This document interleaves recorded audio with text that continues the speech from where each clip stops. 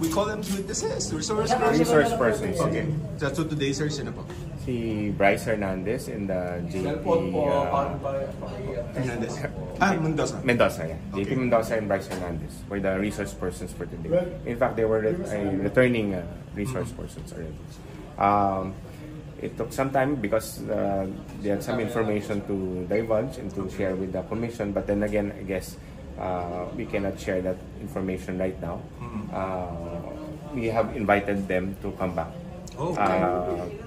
for another day. That will have to be set by the commission.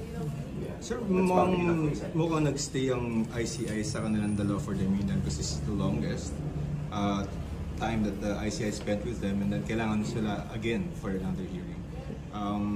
Broad strokes na lang. Why particular focus on them?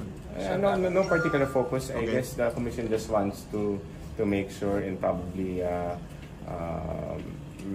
in a way review and make sure that their testimonies are accurate.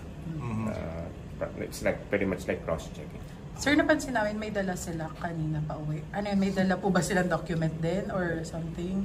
Well, may documents silang dala. Opo, or dinala or yeah, they shared some documents and they submitted some documents for the review of the commission. It's about.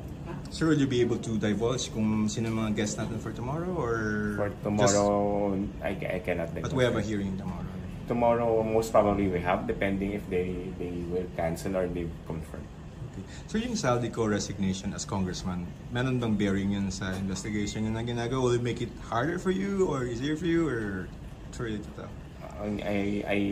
I cannot say if the filing of the referral of the ICI to the ombudsman had something to do with that, but I cannot speculate.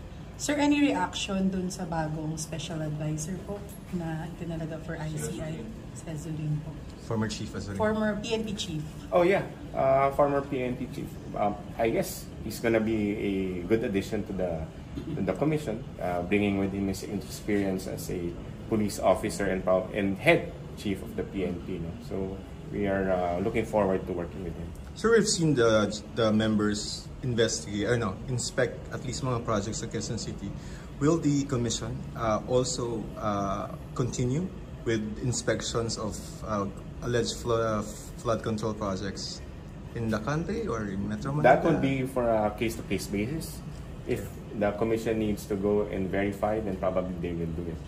But in the meantime, they are chosen to conduct hearings here as much as possible and review and scour through all the documents and evidence presented and submitted to the commission.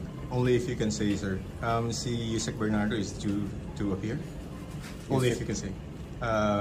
DPWH Undersecretary Bernardo.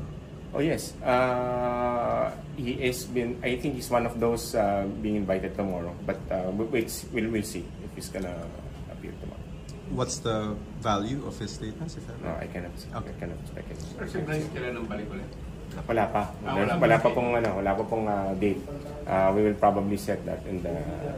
Sir, yung pagbabalik ng Ferrari, kasi yun yung last luxury car. Dapat naka-schedule, sir, yun. Wala akong alam ho doon.